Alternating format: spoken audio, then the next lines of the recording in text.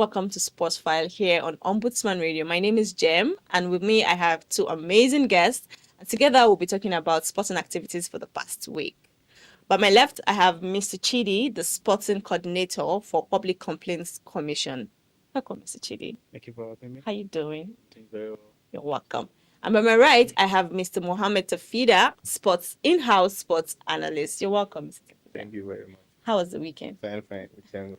Yes, for us and for all Nigerians, I'm sure our weekend was fantastic, seeing that the Super Falcons won the 2024 Wafcon. We'll be talking about that, the tournament itself, and also we'll be looking at some transfer deals thus far.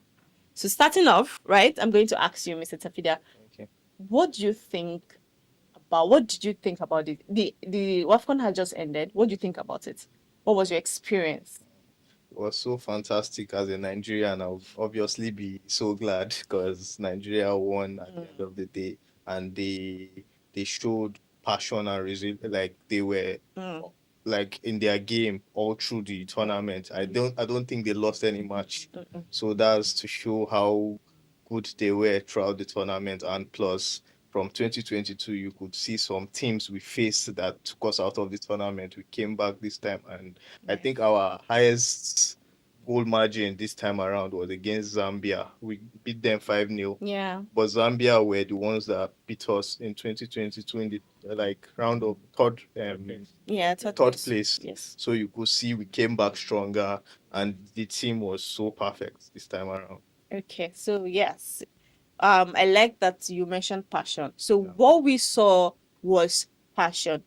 Mr. Chidi, what would you talk about, or what would you say regarding the cohesion between the team, the Nigerian team now, during the tournament? What would you say about, their relatedness, the way they were playing together, the passion for the sport? You could tell every game there was this joy. What would you have to say about that? Like I always say, I enjoy the that's it, the elders, like the more experienced, that Shola, Yeah. she didn't just look at them like, okay, I've been here. She can see on their pages, on their TikTok pages where they do their phone and everything. Yes. You won't know who is the difference between a big player and a small player. So the cohesiveness, the flow, Yes. they enjoy their company. But you could see the pattern of play between Alozi and Okoronkwo because they are in the same room. They always play together, so they always guide themselves. Yes. I was watching Alozi. She's not as sound defensively, but going forward, she give that creativity enough. But if you check the game very well, her understanding with the DM, the defensive midfielder, when she goes, you really stay back to watch her defense. So if you check I enjoy the game, but I always keep saying that I prefer the Super Falcons playing under our former coach than this. Yeah. But they won the Yes, cup. that's They the won the cup. debate for Yeah. another day. Like sometimes I just feel like generally I feel like African football is coming of age. There's Yes. more team. Mm-hmm. Yeah, so I enjoy the competitiveness, the shocker, 2-0 down, coming up. This is what we want. Yes. This is what we want. It's not about football, not dominating. Yes, we want Nigeria to win it as a Nigerian, but for football loving fans, we just want it to be competitive. Mm-hmm. The next WAFCON, string of surprises. We want all those sit on the edge when you watch. Yeah. Not saying that, okay, no, Nigeria is going to win, South Africa is going to win. No, just want everyone competitiveness. Yes. And I like sorry. I like that you mentioned that we saw a little bit of remontada, like the coming back. Yeah. No, but we went into the game thinking, oh, we had this in the bag. But then first half, everybody was shocked, and then boom, we came back, right? What would you say was the deciding thing that changed the fate in the final match? I would say the coach realized some errors in the match, and the changes he made was the change in turnaround for Nigeria. Yes. The two players he brought in after the second half, during the second half, made the team more balanced in the midfield. We took over the game. In the first half, you could see it was just one shot on target. Yes. But when these players came in, they took over the midfield, and the game was balanced. So there was support in the attack. So you could see we're just going on and on and on. and we were victorious at the end of the day. Yeah, I love the coach, this Madugu coach. Like he knows how to read the game. Yes. He always played like when we started the game, we started with like 4-2-3-1, the one an attacker up front, but she, he saw that it was not giving him like the result he wanted. He now went back to 4-4-2. Like to me, I feel for female games, 4-4-2 is okay because of the energy. When he brought in the Chejini and everything, you watch when you have two attackers, then we start giving the defenders of Morocco, yeah, at least Yes. they'd have more sport. Struggle, Yeah. yes. So that's beautiful. So we've talked about how the coach was able to read the game, made some changes, and then the changes yielded results. Fantastic move, right? Now let's look at the individual performances, right? Now, let's take Okoronko for instance. How would you say her performance has been? Like, look at it, her performance from the beginning of the tournament and compare it to the one we got in the final. Okay. Uh, what you mentioned, she has been in the footballing family. That was former Nigeria international. Mhm. She dated Okocha, so she has been on the system. So and if you check, like I will keep saying, like the weight of experience from abroad coming in, she has been the game changer. She has given me. I told you, like the last day I said when she's coming in, she's going to play flair, Yes. free kick. The first two corner kick I watched Nigeria play from our captain, I was not happy. Or that's the good thing about Madugo. Like he reads the game and he changes it. If you watch the free kick, even the our game against South Africa, the equalizing goal, Esther Kuronko from her left, she knows how to do the pull out. So generally, she's a fantastic player. She like generally like I just feel like she has a long career ahead of her, Yes. and A I'm even fantastic rooting one. for her to be Yes. a player of the maybe player of the year. Female player of the Yeah, year. yeah, Yes. She won woman of the match. Yeah. Deserving of the award? Very, very, Yes. very, very. I think I it's agree. it's non-negotiable. Yeah, It's at not all. something you argue or At all, debate. because she scored a goal and made an assist, Yes. and you could see that she her work was rate. in the first half self. You could see her work rate, as you said. Yeah. She was all over the Moroccan team. She was coming back, helping defensively, and also attacking. So Practically she was everywhere. Yes. everywhere. So yes, So she deserves it. non-negotiable, Yeah. very deserving. Now, tournaments player, Yes, I would you agree too. say I agree. that was well deserved by Yes, I Ajibade? agree, because you see the leadership qualities in Ajibade. She was always in the front line of everything for Nigeria. Whether if you look at it, they call them the TikTok girls. If you look at their TikTok Yeah. video, she was always the one leading in praise and worship and Yes. all of that. So the Yes. leadership from outside and within. On And the pitch also, and off the pitch. yes, and Yes. also there was one thing they did that was so that I praise them for. Like, they showed sportsmanship against South Africa. One of the South African players got injured, and after the match, I think the Super Falcons went to visit that player in the hospital to check up on her well-being. So that shows the football is beyond just rivalry. Yes. There's love and Mhm. compassion among among the players. So that is that is one thing to take away from the competition as well. That's quite fantastic. And I think for me, to a large extent, the off-pitch relations affected their performance on pitch. Yes. These fun activities behind the scenes, I think it kind of made them understanding each other. So it's really, really, that's a great one. Yeah. And I'm very happy for them. So yes, we won. This is the 10th one that the Super Falcons are winning. Kudos to them. Mission 10 accomplished, right? Now let's talk about something that was quite disturbing. The laser during the game, the final game. What do you have to say about that? Yeah, but it's not a surprise. Like even in our local league, the local company CAF, when I could remember when a friend of mine they went to play in Egypt, Eyimba, and they won. Is it Egypt here? They won the game 4-0 here, and they're telling them we're gonna win you guys for 5-4 there. That they know that their fans are crazy. They did not are Mhm. not Africans. Their fans go to the extreme, and this issue of them saying they are not Africans, they are white. It's The wrong. Arabs. They're Arab. So I don't. It's something like if you take the last Wafcon, it's the same thing they did. Hmm. And if you Yes. check after the Wafcon, I don't know the player when she went back to dressing room, all her eyes were red. Red, yes. Yes, all those things are killing football. But like you rightly said, off the pitch, you can see Ghana national team when going to the South Africa hospital to check on her. Nigeria also Yeah. made people going to check on her, but I don't know why it should be like this. Because after the game ended, I know the captain of Morocco were crying, but is it one of Echejine went to meet her? Those are the things, but inside the field of play, I feel like the fans are going extreme. Like the CAF need to look into it because it's causing havoc. Those things have To side the effects for the players. Yes. Do you think that the Moroccan fans should be sanctioned by CAF?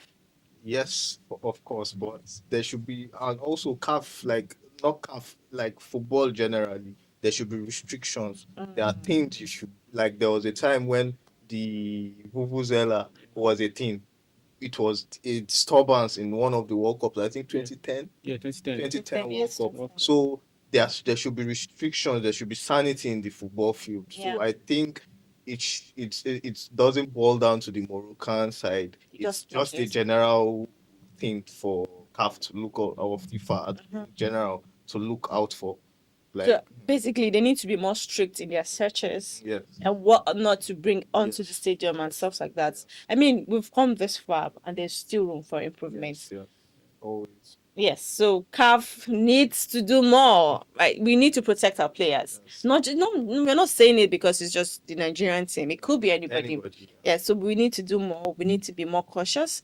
Sanctions should be put in place. Restrictions, they should be restricted to certain things. So basically, that's it. And I think that's all for the 2024 World Cup. I can't wait because hopefully, I'm sure we're going to win the next one. So it's going to be mission 11, and we're going to accomplish that as well. Now let's take a look at the transfer window. Transfer windows will be coming to a close on 1st of September, right? And then the Time. football season will kick off officially on the 15th of August. So they will basically have roughly about a month to sign off deals. And but so far, do you think your expectations by certain clubs have been met? Yeah, if you ask me, like for my team Arsenal, I feel like yes, I don't need, because depending on how your transfer Mm. policy is, for me, I feel it's okay for Arsenal team to stop signing now, not going to unsettle the other players because I was asking myself, where is Kyle Havertz going to play if Victor Gyökeres is coming in? Mm. Yeah, he's also a big name player. You're going to drop on the bench for 2-3 matches. You're going to unsettle him. Yeah. Yes, he'll be upset that he wants to play. But the coach knows how to just rotate the players. But when you have a lot of players, you have to the problem of unsettling others will come in when you have to having problem of I want to go, I want to go, I want to leave for playing time. Yeah. Then it might scatter the dressing room. So, but I just feel like me personally, the financial fair play should come in because it's spoiling the fun of football. I get that. And on the other hand, Chelsea seems to be on a spending spree. They want to get everybody.